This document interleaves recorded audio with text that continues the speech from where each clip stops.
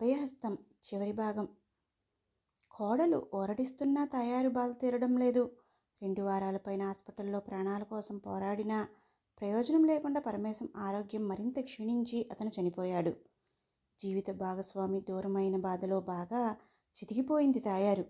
పరమేశం విషయం తెలిసి చుట్టాలు ఇంటికి వచ్చి తాయారుని సుబ్బుని పలకరిస్తున్నారు. లక్ష్మి వచ్చిన వాళ్ళకి కాఫీలు టీలు అందిస్తుంది.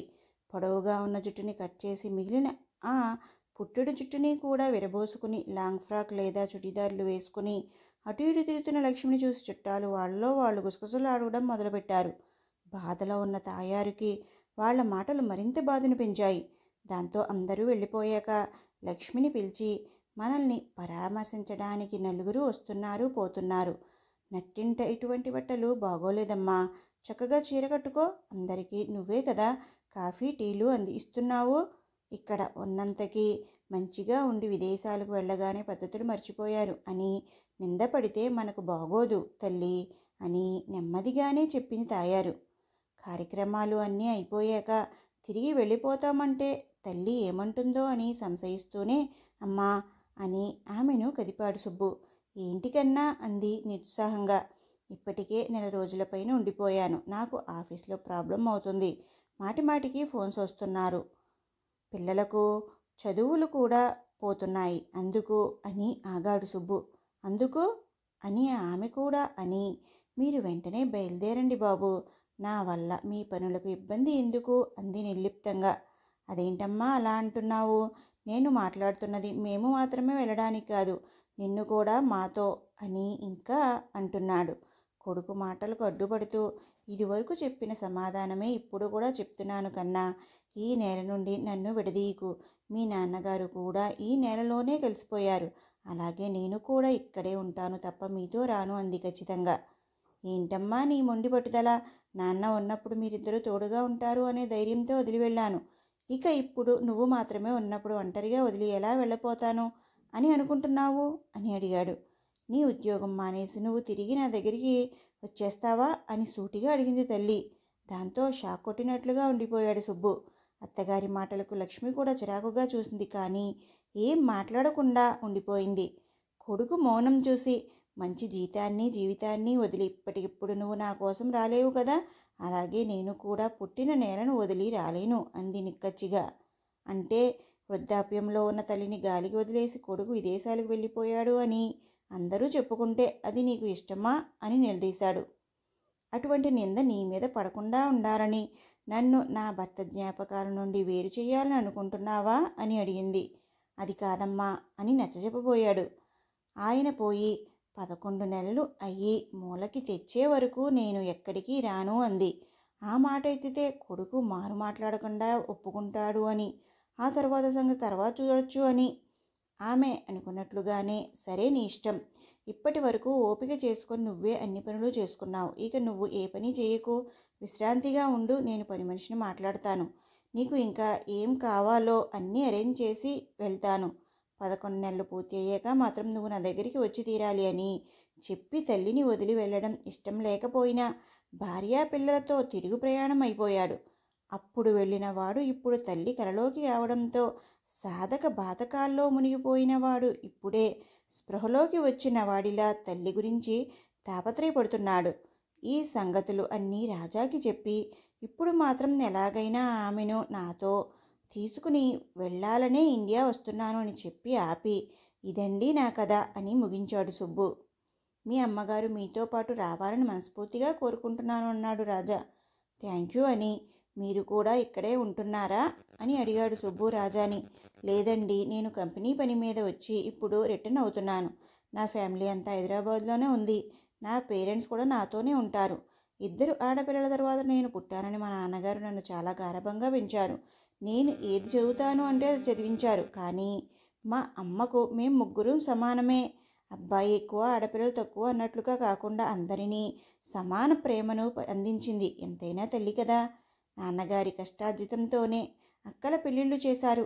వాళ్ళు కూడా పక్కపక్క ఊళ్ళలోనే ఉంటూ వస్తూ పోతూ ఉంటారు. నాకు ఆస్ట్రేలియాలో జాబ్ ఆఫర్ వచ్చింది.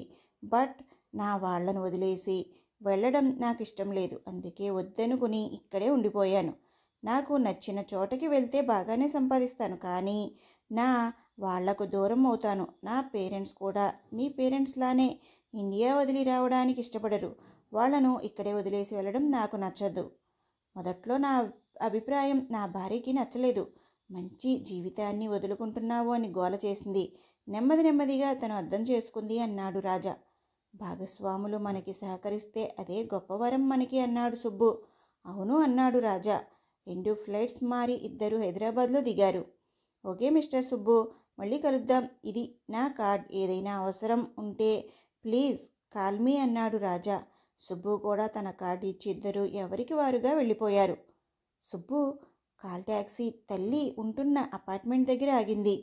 ఆ రోజు ఆదివారం కావడంతో ఫ్లాట్స్లోని పిల్లలు కిందన ఆడుకుంటున్నారు. ట్యాక్సీ ఫేర్ ఇచ్చేసి లగేజ్ తీసుకొని లిఫ్ట్లో ఫస్ట్ ఫ్లోర్కి వెళ్ళి ఫ్లాట్ నెంబర్ 101 ఎదురుగా నిలిచి తనని చూడగానే తల్లి ఆనందంగా ఎలా ఉంటుందో ఊహించుకుంటూ గుండెల నిండా గాలి పీల్చుకుని వదిలి తన ఇంటి కాలింగ్ బెల్ నొక్కాడు సుబ్బు. అది పనిచేయడం లేదేమో, శబ్దం రాలేదు. దాంతో మోడర్న్ డోర్ లాక్ సిస్టంతో చేయించిన తలుపు వంక చూసి హ్యాండిల్ తిప్పి చూశాడు. అది లాక్ చేసి ఉండడంతో తెరుచుకోలేదు. దాంతో డోర్ నాక్ చేశాడు. అయినా కూడా ఎటువంటి రెస్పాన్స్ లేకపోవడంతో అతని ఆశల మీద నీళ్లు పోసినట్లు అయ్యి మళ్ళీ తలుపు నాక్ చేస్తూ అమ్మా అమ్మా అని పిలుస్తున్నట్లుగా అరుస్తున్నాడు. అయినా కూడా తల్లి వచ్చి తలుపు తీయలేదు. ఏంటిది, ఇంట్లోనే ఉంటుంది కదా, తలుపు ఎందుకు తీయడం లేదు అనుకుని పని మనిషి జయకి ఫోన్ చేశాడు. ఆమె ఫోన్ కూడా రింగ్ అవుతుంది కానీ తీయడం లేదు.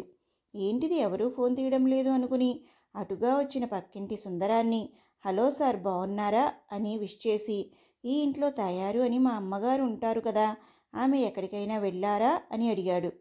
ఓహ్, nice to meet you mister Subrahmanyam. నేను ఎక్కువగా ఇంట్లో ఉండడం లేదు. ఈ మధ్య ప్రమోషన్ రావడంతో క్యాంపులకు వెళ్తున్నాను. మీ అమ్మగారి గురించి నాకు తెలియదు. బహుశా నా మిస్సెస్కి కూడా తెలియదు అనుకుంటాను. ఆమె డెలివరీకి వెళ్ళి ఇంకా రాలేదు అనేసి ఇంట్లోకి వెళ్ళిపోయాడు సుందరం. ఇప్పుడు ఏం చేయాలి? అమ్మ ఎక్కడికి వెళ్ళిందో ఎలా తెలుస్తుంది అని సుబ్బు ఆలోచిస్తూ వాచ్మెన్కి ఏమైనా తెలిసేమో అడుగుదామని కిందకి వచ్చాడు. సుబ్బు వాచ్మెన్ రాజు దగ్గరికి వెళ్ళి ఫ్లాట్ నెంబర్ 101లో ఉండే ఆమె ఎక్కడికి వెళ్ళారో నీకు తెలుసా అని అడిగాడు. వాచ్మెన్ రాజు సుబ్బు మాటలు వినకుండా నమస్తే సార్ బాగున్నారా, మీ ఇంటి కరెంటు బిల్ పేమెంట్ చేయలేదని మీరు వెళ్ళిన 2వ నెలకే ఫ్యూజ్ తీసేశారు. మెయింటెనెన్స్ బిల్ కూడా 10 నెలల నుండి పెండింగ్లో ఉంది. ఇప్పుడు మీరు వచ్చారు కదా, కట్టేస్తారా అని అడిగాడు. వాట్, ఫ్యూజ్ తీసేశారా? మేం కరెంట్ బిల్ కట్టలేదా? ఏం మాట్లాడుతున్నావు నువ్వు? నేను ప్రతి నెల మా మదర్ అకౌంట్కి డబ్బులు పంపిస్తున్నాను కదా, ఆమె మెయింటెనెన్స్ ఇన్ టైంలో ఇచ్చేస్తున్నారు కదా అన్నాడు సుబ్బు ఆవేశంగా. మీ నాన్నగారు ఉండేటప్పుడు ఇచ్చేసేవారు సార్, ఆయన చనిపోయాక 1 మంత్ కూడా పే చేయలేదు అన్నాడు రాజు. ఏంటి, నాన్న పోయాక దగ్గర నుండి ఇవ్వలేదా అన్నాడు ఆశ్చర్యంగా. ఇవ్వలేదు సార్, అసలు మీ అమ్మగారిని ఈ మధ్యకాలంలో నేను చూడలేదు. మెయింటెనెన్స్ కోసం ఎప్పుడు ఫ్లాట్కి వెళ్ళినా డోర్ క్లోజ్ చేసి ఉంటుంది అన్నాడు. క్లోజ్ చేసి ఉంటే నువ్వేం చేస్తున్నావు, తలుపు తట్టి పిలవాలి కదా అని కోపంగా అడిగాడు సుబ్రహ్మణ్యం. ఎన్నోసార్లు కొట్టాను సార్, ఎవరూ తెరవలేదు. ఆటోమేటిక్ లాక్స్ కాబట్టి లాక్ చేసుకొని ఎక్కడికైనా వెళ్ళారేమో అని అనుకున్నాను అన్నాడు అతను చాలా క్యాజువల్గా. ఎక్కడికి వెళ్ళారు, ఎప్పుడు వెళ్ళారు అని ఆతృతగా అడిగాడు సుబ్బు. ఏమో సార్, నాకు తెలియదు, వెళ్ళడం నేను చూడలేదు అన్నాడు రాజు నిజాయితీగా. వాట్, చూడలేదు అంటే ఏంటి అర్థం? ఈ ఫ్లాట్లో ఉండే వాళ్ళ గురించి పట్టించుకోవా అని కోపంగా అడిగాడు. సార్, రిలేటివ్స్ ఇంటికి ఎక్కడికైనా వెళ్తే మాకు తెలియదు కదా సార్ అనేశాడు రాజు. ఇంతలో ఆ అపార్ట్మెంట్లో పనికి వెళ్ళాలని పని మనిషి జయ అటుగా వచ్చింది. జయ, ఒక్క నిమిషం ఆగు అని సుబ్బు ఆమెను ఆపి, నువ్వు మా ఇంటిలో అదే ఫ్లాట్ నెంబర్ 101లో పనిచేస్తున్నావు కదా, మరి ఫోన్ చేస్తే తీయడం లేదెందుకు? మా అమ్మగారు ఎక్కడికి వెళ్ళారు అని ప్రశ్నల వర్షం కురిపించాడు. తాయారమ్మగారి గురించి జయకు తెలుసేమో అని రాజు కూడా ఆమె వైపు చూశాడు. దాంతో జయ సుబ్బు వైపు చురుకుగా చూస్తూ, సార్, కాస్త గ్యాప్ ఇస్తే నేను కూడా మాట్లాడతాను. నా ఫోన్ నా భర్త దగ్గర ఉంది. ఆ తాగుబోతు వెధవ ఎక్కడ ఉన్నాడో, అందుకే మీ ఫోన్ తీసి ఉండడు. తాయారమ్మగారి గురించే కదా మీరు అడుగుతున్నది, ఆమె ఎక్కడికి వెళ్ళారో నాకు కూడా తెలియదు అంది. ఆ మాటకు సుబ్బు ఇంకా రాజు ముఖముఖాలు చూసుకున్నారు. దాంతో జయ సుబ్బు వైపు చూస్తూ, అవును సార్, అమ్మగారి గురించి నాకు తెలియదు. మీరు 10 నెలల క్రితం ఇక్కడి నుండి వెళ్ళిపోయిన వారం రోజులకి అమ్మగారిని చూడాలని మీ బంధువులు ఎవరో వచ్చారు. వాళ్లతో అమ్మగారు బాగానే మాట్లాడారు. బాగా కావాల్సిన వాళ్ళు అనుకుంటా. వాళ్ళని అయ్యగారి గురించి చెప్తూ బాధపడుతుంటే వాళ్ళు ఓదార్చేవారు. వాళ్ళు ఓ 4 రోజులు ఉన్నారు. అమ్మగారు తమ్ముడు తమ్ముడు అనేవారు తప్ప పేరు పెట్టి పిలవలేదు. అందుకే నాకు వాళ్ళ పేర్లు కూడా తెలియదు. వాళ్ళకి కూడా కలిపి నేనే వంట చేసేదాన్ని. వాళ్ళు రేపు ఉదయం వెళ్ళిపోతామని చెప్పి వెళ్ళేటప్పుడు అమ్మగారిని వాళ్ళతో తీసుకుని వెళ్తాం రమ్మని పిలిచారు. అందుకు అమ్మగారు ఒప్పుకోలేదు. ఆవిడ అలాగే అంటారు జయ, నువ్వు రేపటి నుంచి పనిలోకి రాకు. మేము రేపు ఉదయం 6 గంటలకే ఇక్కడి నుండి వెళ్ళిపోతున్నాం. మీ అమ్మగారిని కూడా మాతో తీసుకుని వెళ్ళిపోతున్నాం. ఓ 2 నెలలు మాతో ఉంచుకుని తరువాత నేనే తీసుకుని వచ్చి ఇక్కడ దిగబెడతాను. అప్పుడు నీకు ఫోన్ చేస్తాను. అప్పటి నుండి నువ్వు మళ్ళీ పనిలోకి వద్దు అని చెప్పాడు అతను. అతని మాటలకు అమ్మగారు తలను అడ్డంగా తిప్పుతూ, అదేం వద్దురా తమ్ముడు, అది అతన్ని వారించి, జయ వీళ్ళు అలాగే అంటారు, నువ్వు మామూలుగా రేపు పనిలోకి రా అన్నారు. సరే అని మరునాడు నేను మీ ఫ్లాట్కి వచ్చి తలుపు కొడితే ఎవరూ తీయలేదు. చాలాసేపు ఎదురు చూసి చుట్టాలతో వెళ్ళారు కాబోలు అనుకున్నాను. తాళం కప్పలు వేసే తలుపు కాదాయే. అదేదో ఆటోమేటిక్ తాళాల సిస్టమ్ కావడంతో ఇంట్లో ఉన్నారో లేదో, ఊరి నుండి వచ్చారో లేదో తెలియక నేను ప్రతిరోజు వచ్చి చాలాసేపు తలుపు కొట్టి వెళ్ళిపోతున్నాను అని చెప్పింది జయ. ఆమె అలా చెప్పడంతో ఆలోచనలో పడ్డాడు సుబ్బు ఆలోచనలో మునిగిపోవడంతో జయ అతని వైపు చూసి పనికి టైం అవడంతో అపార్ట్మెంట్ లోపలికి వెళ్ళిపోయింది. మా ఇంటికి ఎవరు వచ్చారు? అమ్మా, తమ్ముడు అంది. అంటే ఏ మావయ్య వచ్చాడు అని అనుకుంటూ తన ఫోన్తో ఎవరెవరికో ఫోన్లు చేస్తున్నాడు సుబ్బు. రాజు వచ్చే వెళ్ళే వాహనాలకి దారి వదులుతూ తన డ్యూటీ చేస్తూనే, వయసులో పెద్దామే, చాలా మంచివారు. ఎక్కడికి వెళ్ళారో సుబ్బుకి ఏమైనా తెలిసిందేమో అని ఆత్రంగా అతని వైపు చూస్తున్నాడు. సుబ్బు ఫోన్లు చేస్తున్న అందరూ కూడా ఫంక్షన్ అయిపోయాక మేం మళ్ళీ రాలేదు, మేం తీసుకువెళ్ళలేదు అనే చెప్తున్నారు. ఎవరూ కాకపోతే ఇంకెవరు వచ్చారు? అమ్మను ఎవరు తీసుకెళ్లారు? అసలు ఎక్కడికి తీసుకుని వెళ్ళారు? 2 నెలల అని చెప్పి 10 నెలలు వాళ్ళతోనే ఉంచుకున్నారా అని అనుకుంటూ ఇంకో మావయ్య రఘు అని పేరు తట్టి వాళ్లకు ఫోన్ చేశాడు సుబ్బు. హలో సుబ్బు, బాగున్నావా? ఇండియా వచ్చావా అని ఆప్యాయంగా అడిగాడు రఘు. ఈరోజే వచ్చాను మావయ్య. అమ్మా నీ దగ్గరే ఉందా అని ఆతృతగా అడిగాడు సుబ్బు. అక్క నా దగ్గర ఎందుకు ఉంటుందిరా? బావ చనిపోయినప్పుడు నేను ఊళ్ళో లేను. కార్యక్రమాలు అన్నీ అయిపోయాక మీరు ఫారెన్ వెళ్ళిపోయాక నేను సిటీకి వచ్చాను. రాగానే మీ నాన్న విషయం తెలిసి నేను మీ అత్త అమ్మ దగ్గరికి వచ్చాము. 4 రోజులున్నాము. వెళ్ళిపోతూ మాతో రమ్మనమని ఎంత బ్రతిమిలాడినా అక్క ససేమిరా రానంది. అందుకే నేను అత్త వెళ్ళిపోయాము అని చెప్పి, తర్వాత ఎన్నిసార్లు ఫోన్ చేసినా అక్క ఫోన్ అయ్యేది కాదు అని చెప్పి, అయినా నువ్వెందుకు అమ్మ నా దగ్గర ఉందా అని అడుగుతున్నావు? ఏం అక్క ఇంట్లో లేదా అని అతను కూడా కంగారుగా అడిగాడు. అదే తెలియడం లేదు మావయ్య. డోర్ ఏమో లాక్ చేసి ఉంది. ఎక్కడికి వెళ్ళిందో తెలియదు. ఫోన్ కూడా అవడం లేదు అన్నాడు సుబ్బు నీరసంగా. పోనీ మిగిలిన మావయ్యలకు చుట్టాలకు ఫోన్ చేసి కనుక్కోపోయావా అని అడిగాడు అతను. ఇప్పటి వరకు మావయ్యలకు చేశాను. ఇక ఇప్పుడు మిగిలిన చుట్టాలకు చెయ్యాలి. అయితే అందరి ఫోన్ నెంబర్లు నా దగ్గర లేవు అన్నాడు సుబ్బు. కంగారు పడకురా, నా దగ్గర ఉన్న మన వాళ్ళ ఫోన్ నెంబర్లో నీకు స్క్రీన్ షాట్ పంపుతాను అని చెప్పి కొందరి ఫోన్ నెంబర్లు పంపించి, అమ్మ విషయం తెలియగానే నాకు కూడా ఫోన్ చేసి చెప్పరా అన్నాడు ఆత్రంగా. అలాగే మావయ్య అని లిస్ట్ వైజ్గా ఫోన్లు చేసి సిగ్నల్ సరిగా లేకపోతే అటు ఇటు తిరుగుతూ అందరినీ తల్లి గురించి అడుగుతున్నాడు సుబ్బు. మేం తీసుకెళ్ళలేదు, ఆమె మా దగ్గరికి రాలేదు, ఆమెకు ఫోన్ చేస్తే అయ్యేది కాదు, అందుకే నువ్వు వచ్చి తీసుకుపోయావేమో అని అనుకున్నాం అని ఇంచుమించుగా అందరూ ఇలాగే చెప్పారు. దాంతో సుబ్బు అసహనంగా తల కొట్టుకుంటూ, ఎక్కడికి వెళ్ళిపోయావో అమ్మా అని బాధగా అనుకుంటూ గబగబా గేట్ దగ్గర ఉన్న రాజు దగ్గరికి వచ్చి, రాజు, అమ్మ ఎక్కడికి వెళ్ళిందో నీకు తెలియకపోయినా ఎవరైనా తీసుకువెళ్తే సీసీ ఫుటేజ్ ద్వారా తెలుస్తుంది కదా అని ఆశగా అడిగాడు. సార్, మన అపార్ట్మెంట్ ఫుటేజ్ నెలకి మించి ఉండదని మీకు తెలుసు కదా సార్ అన్నాడు అతను. ఆ అవకాశం లేదు అన్నట్లు స్థిరంగా బాధగా. ఓ నో, ఈ ఆశ కూడా పోయింది అని అనుకుని, అయినా ఏంటిది, అమ్మకు డబ్బు ట్రాన్స్ఫర్ చేస్తున్నాను కదా, ఏ పేమెంట్ అవ్వలేదు అని అంటున్నాడు అని అనుకుంటూ తల్లి అకౌంట్కి ఆన్లైన్ కనెక్టింగ్ ఉండడంతో అకౌంట్ ఓపెన్ చేసి చూశాడు సుబ్బు. తను వేసిన డబ్బు వేసినట్లుగానే ఉంది. దాంతో ఏంటిది, అమ్మ ఇక్కడే ఉన్నా లేక ఎక్కడికి వెళ్ళినా డబ్బు అవసరం ఉంటుంది కదా. ఏటీఎం కార్డ్ కూడా అమ్మ దగ్గరే ఉంది, మరి ఒక్క రూపాయి కూడా విత్డ్రా చేసినట్లు లేదు అని అనుకుంటున్నాడు. అప్పుడే ఒక విషయం తట్టింది సుబ్బుకి. దాంతో కుదులైపోయినట్లుగా గోడకు దాపైపోయి ముఖం బాధతో నిండిపోయినట్లుగా అయిపోతుండగా ఈ విషయం ఎలా మర్చిపోయాను నేను అని అనుకున్నాడు. అమ్మకు ఏటీఎం కార్డ్ యూజ్ చేయడం రాదు, ఆన్లైన్ అకౌంట్ చెక్ చేసుకోవడం రాదు, టచ్ మొబైల్లో నెంబర్స్ ఆపరేట్ చేయడం రాదు, వీడియో కాల్ చేయడం అయితే అసలే తెలియదు. అసలు అమ్మకు ఈ టెక్నాలజీ ఐటమ్స్ యూజ్ చేయడం తెలియదు. నాన్నకు ఇవన్నీ తెలుసు. అందుకే నాన్న ఉన్నప్పుడు మాత్రమే నాన్న చేత మాకు ఫోన్స్ చేయించి మాతో మాట్లాడేది. అమ్మ అకౌంట్ నుంచి డబ్బు తీసి తమ అవసరాలు తీర్చుకునేవారు. అలాగే మెయింటెనెన్స్ ఇంకా మిగిలిన బిల్లులు కట్టడం లాంటివి చేసేవారు. ఓ నో, నా వల్ల ఎంత పెద్ద పొరపాటు జరిగిపోయింది. అమ్మకు డబ్బు అవసరం ఉన్నా తీసుకోవడం ఎలాగో తెలియలేదు. మరైతే అమ్మ ప్రతి నెల మందులు ఎలా కొనుక్కుంటుంది? డబ్బుతో ముడిపడ్డ తన అవసరాలు ఎలా తీర్చుకుంటుంది? అసలు ఇప్పుడు ఎక్కడ ఉంది? ఎవరిని అడిగినా తెలియదు అంటున్నారు.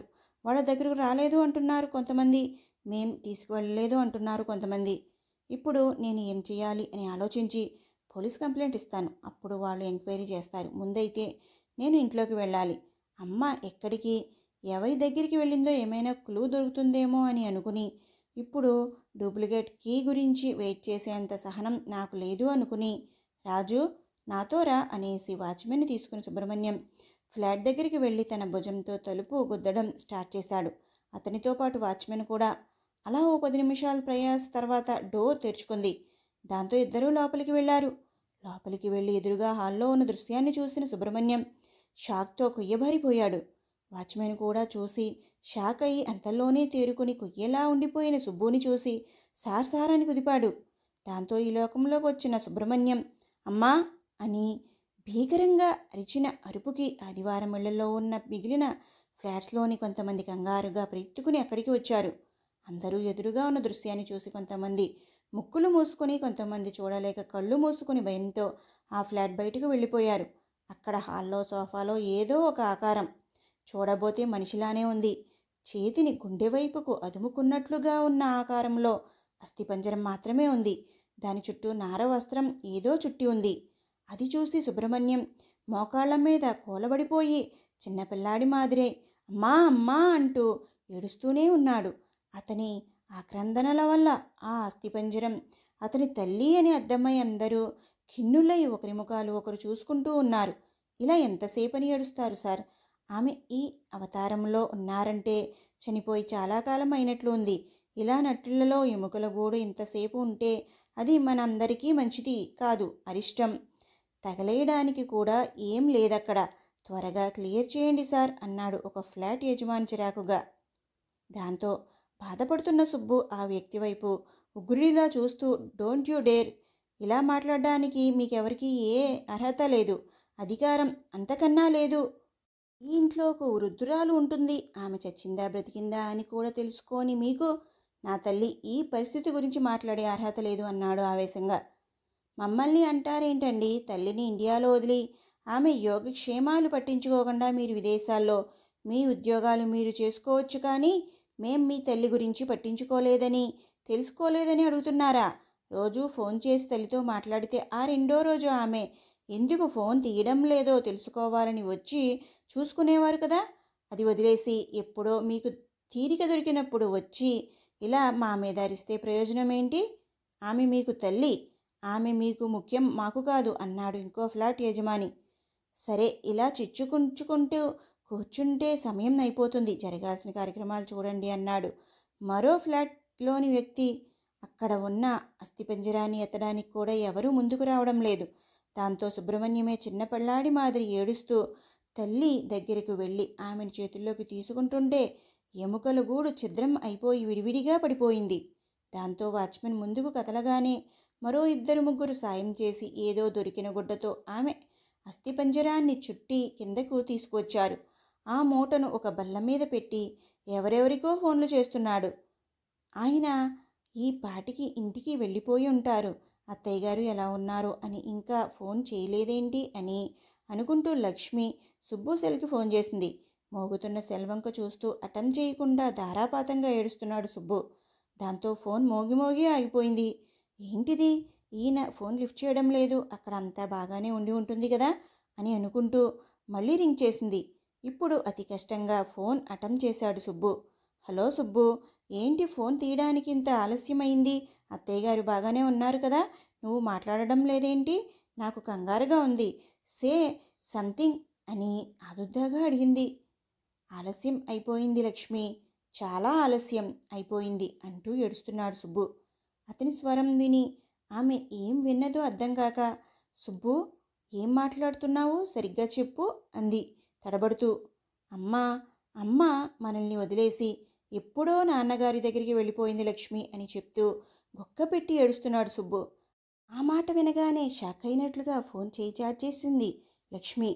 మామగారు పోయినప్పుడు బాధపడలేదు, కానీ అత్తగారి విషయంగా భర్త వాదన విన్నాక మునపటి లక్ష్మిలా ఆ ఇంటి కోడలిగా అత్తగారి బాగు కోరిన లక్ష్మికి ఈ మాట అస్సలు రుచించలేదు.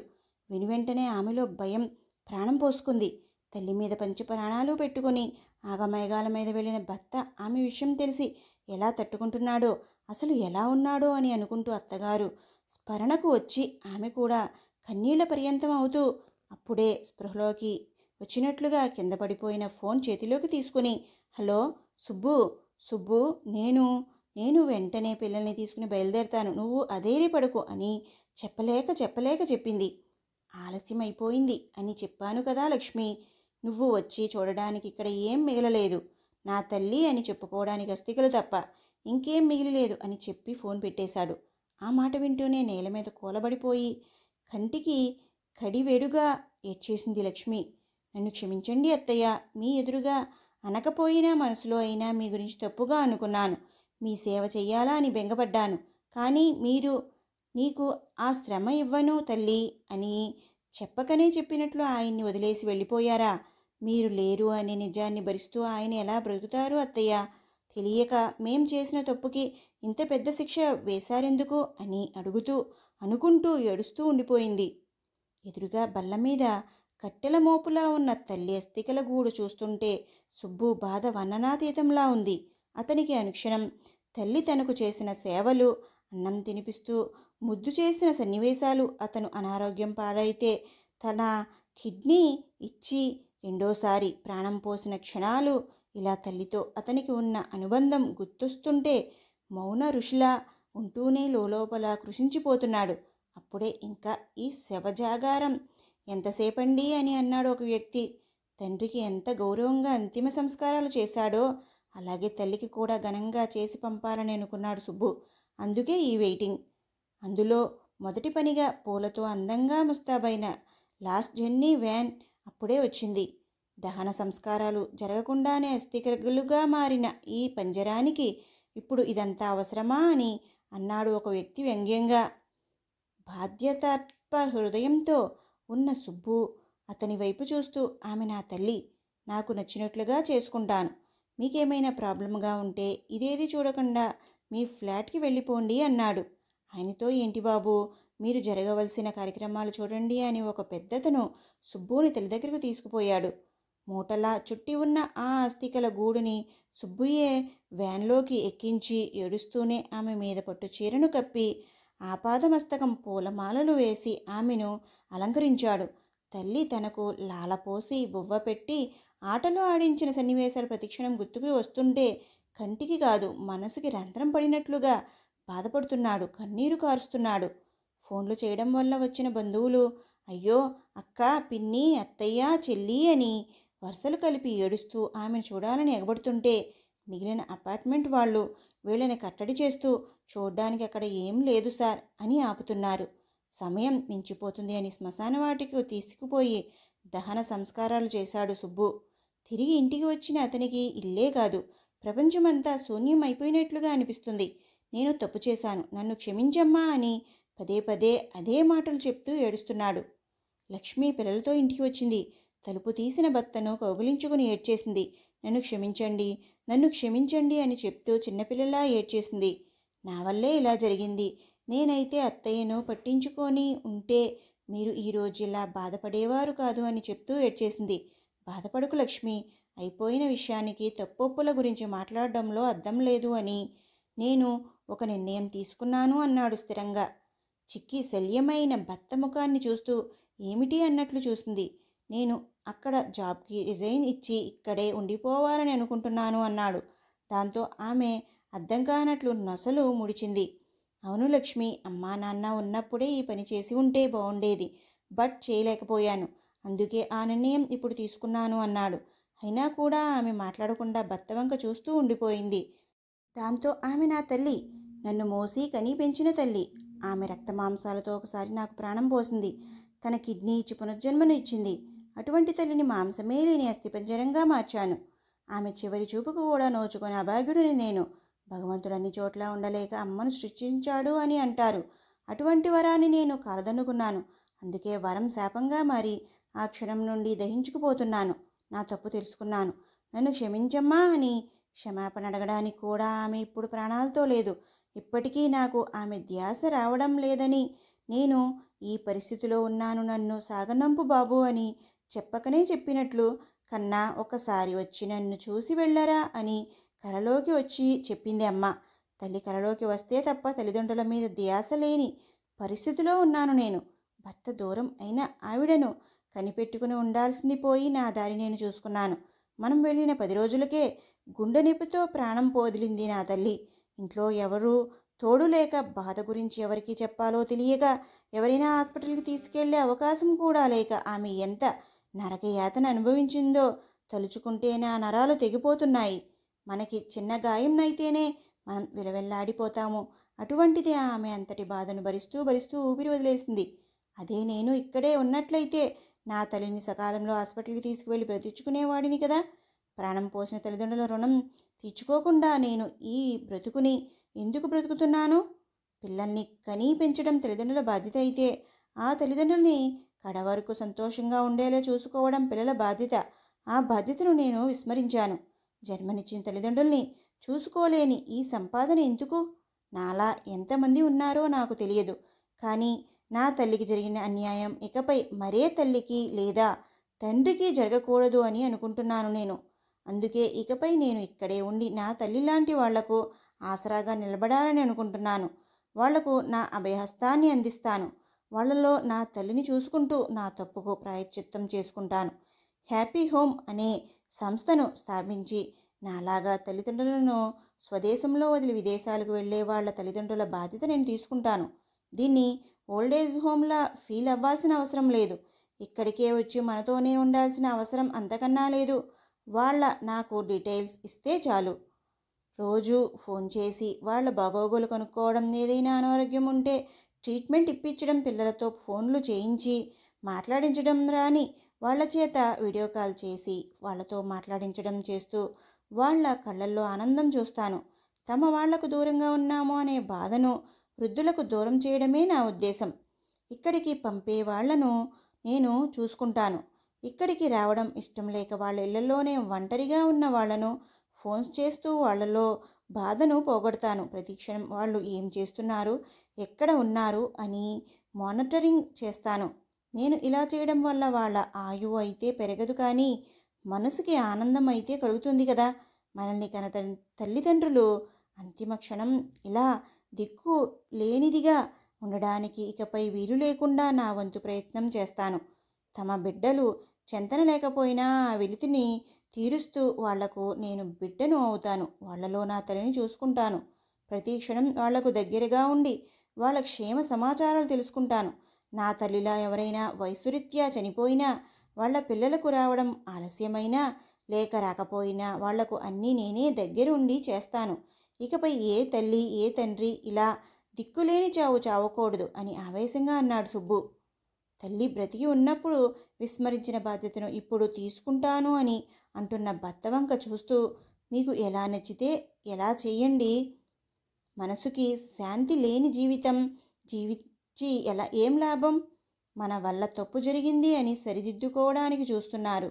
ఒక్క తల్లికి అన్యాయం జరిగింది అని ఇంకెంతోమంది తల్లులకు తండ్రులకు బాసటగా నిలుస్తాను అని అంటున్నారు.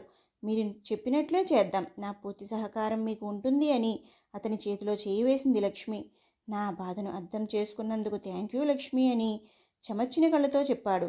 తల్లిపోయిన బాధలో ఇదివరకటి లక్ష్మి ప్రవర్తనను దృష్టిలో పెట్టుకుని దూరం పెడతాడేమో అని భయపడిన లక్ష్మి భర్త తన ఆశయంలో తనకి కూడా భాగం ఇచ్చినందుకు ఆనందపడింది. సుబ్బు అనుకున్నదే తడువుగా ఉద్యోగానికి రిజైన్ చేసి అక్కడ కొనిన ఆస్తులను అమ్మేసి ఇంటినే తాయారు హ్యాపీ హోమ్ అనే పేరుతో రిజిస్ట్రేషన్ చేయించి పేపర్లో, రేడియోలో, టీవీల్లో ఇలా ప్రతి ప్రసార మాధ్యమాల్లో స్వదేశంలో ఉన్న మీ తల్లిదండ్రుల బాధ్యత నాకు అప్పగించండి, మీరు తిరిగి వచ్చే వరకు వాళ్ళను జాగ్రత్తగా చూసుకుంటాను అని ప్రకటన ఇచ్చాడు. ఆ యాడ్ చూసి మరో కొత్త రకం మోసానికి తెరతీశారు అని కొందరు, వివరాలు చెప్తే ఇల్లు దోచుకుంటారు అని మరికొందరు, ఇలా చాలామంది చాలా రకాలుగా అనుకుని వదిలేశారు.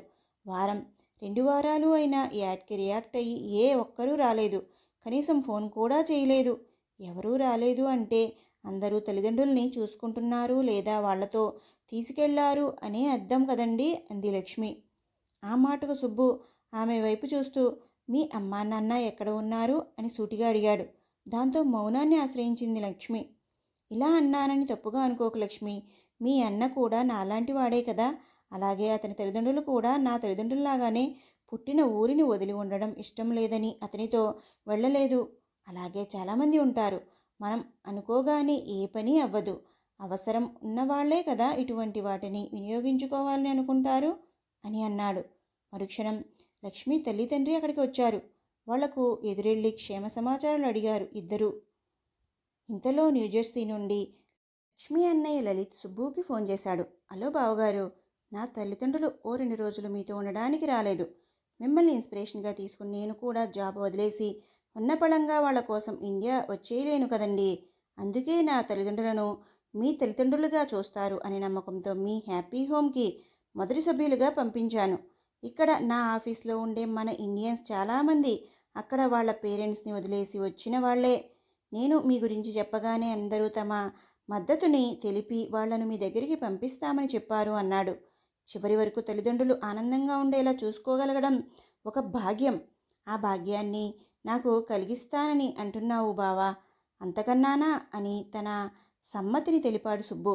లలిత్ చెప్పినట్లుగానే కొంతమంది పెద్దవాళ్ళు తమకి తాముగా తమ డీటెయిల్స్ ఇవ్వడానికి హ్యాపీ హోమ్కి వచ్చారు. కొంతమందిని తమ పిల్లలే సుబ్బు దగ్గర వదిలి పెట్టడానికి వచ్చారు. సుబ్బు వాళ్ళందరినీ చూస్తూ మీలో చాలామందికి నేను మంచివాడనా కాదా, మేం ఎందుకు ఇలా ఆదరిస్తామని అంటున్నాం అని చాలా డౌట్స్ ఉన్నాయి. అందుకే ముందుగా మీ అందరికీ నా ఉద్దేశం చెబుతున్నాను అని. ఇందులో నా స్వార్థం ఏమీ లేదు. నా తల్లికి జరిగిన అన్యాయం మరొకరికి జరగకూడదు అని నేను ఈ నిర్ణయం తీసుకున్నాను అని నిజాయితీగా చెప్పాడు సుబ్బు. ఆ క్షణంలో కూడా చెమర్చిన అతని కళ్ళను, అతని నిజాయితీని చూసి అందరూ పరిపూర్ణంగా సమ్మతిస్తూ నువ్వు చెయ్యాలని అనుకుంటున్నది చాలా మంచి పని బాబు. నా కొడుకు గత 10 సంవత్సరాలుగా ఫారెన్లోనే ఉండి ఎప్పుడో 2 ఏళ్లకో 4 ఏళ్లకో వస్తుంటాడు.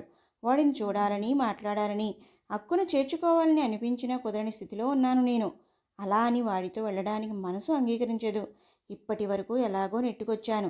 సడన్గా నేను చస్తే నన్ను ఎవరు పట్టించుకుంటారు అనే బాధతో ఉన్న నాకు నీ యాడ్ నేను ఒంటరిని కాదు అనే ధైర్యాన్ని, నమ్మకాన్ని ఇచ్చింది. నా డీటెయిల్స్ తీసుకో బాబు. నాకు నా భర్త కట్టించిన సొంత ఇల్లు ఉంది. నా ఆఖరి క్షణం వరకు అక్కడే ఉంటాను. నువ్వు వీలైనప్పుడల్లా నాకు ఫోన్ చేసి నేను బ్రతికి ఉన్నానో లేదో తెలుసుకుంటూ నేను పోతే నా కొడుకి నా విషయాన్ని తెలియబరుచు బాబు అంది కన్నీళ్లతో.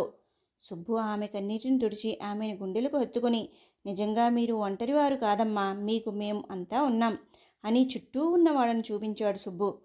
తమది కూడా ఆమె వ్యధే కావడంతో చెమచని కళ్ళను తుడుచుకున్నారు లక్ష్మీ దంపతులు. ఇప్పుడు అల్లుడే కొడుకుగా మరి తమ బాధ్యతను తీసుకున్నాగానే వాళ్ళ ఆనందం రెట్టింపు అయింది. అలా ఆ రోజు నుండి ప్రతి తల్లిలో తన కన్న తల్లిని చూసుకుంటూ వాళ్ళ బాధ్యత తీసుకుని ఎంతోమంది తల్లులకు బిడ్డ అయి తన గమనాన్ని అలా సాగిస్తున్నాడు మన సుబ్బు. అతని గమనం అలా సాగుతూ ఉండాలని మనసారా ఆకాంక్షిద్దాం. హలో ఫ్రెండ్స్, ఈ లాస్ట్ అప్డేట్తో మీ అందరినీ బాధపెట్టి ఉంటే ఐఎమ్ సారీ. బట్ ఇందులో వృద్ధురాలి మరణం నిజంగా యథార్థంగా జరిగిన సంఘటన. దీని గురించి పేపర్లో న్యూస్ కూడా వచ్చింది. ఎన్ని సంవత్సరాల క్రితం అన్నది నాకు గుర్తులేదు. అలాగే ముంబై లేక ఢిల్లీ, నాకు సిటీ పేరు కూడా సరిగ్గా గుర్తులేదు. కానీ సుబ్బు లాంటి ఒక కొడుకు వయసు మీద పడి ఒంటరి అయిన తన తల్లిని ఇంట్లో వదిలి విదేశం వెళ్ళి తిరిగి వచ్చేసరికి అతని తల్లి ఇలాగే ఇదే స్థితిలో హాల్లో సోఫాలో అస్థిపంజరంలా పడి ఉంది. ఆమె గుండె నొప్పితో ఎప్పుడో చనిపోయింది, కానీ చుట్టుపక్కల వాళ్ళు అది గుర్తించలేని స్థితిలో ఉన్నారు. ఎన్నో నెలలకి కొడుకు తిరిగి వచ్చి చూసుకుంటే తప్ప ఆమె విషయం ఎవరికీ తెలియలేదు. ఆ ఆర్టికల్ చదివిన నా మనసు చాలా బాధకు గురి అయింది. జీవన పోరాటంలో పడి మనం ఏం సంపాదిస్తున్నామో ఏం కోల్పోతున్నామో కూడా గుర్తించలేని స్థితిలో ఉన్నామని అనిపించింది నాకు. అందుకే ఆ సంఘటనకు నా ఆలోచనను జోడించి ఇలా కథగా మలిచాను. మీకు నచ్చితే లైక్, షేర్, సబ్స్క్రైబ్ చేయండి. మళ్ళీ మరో కథతో మీ ముందుకు వస్తాను. Thank you.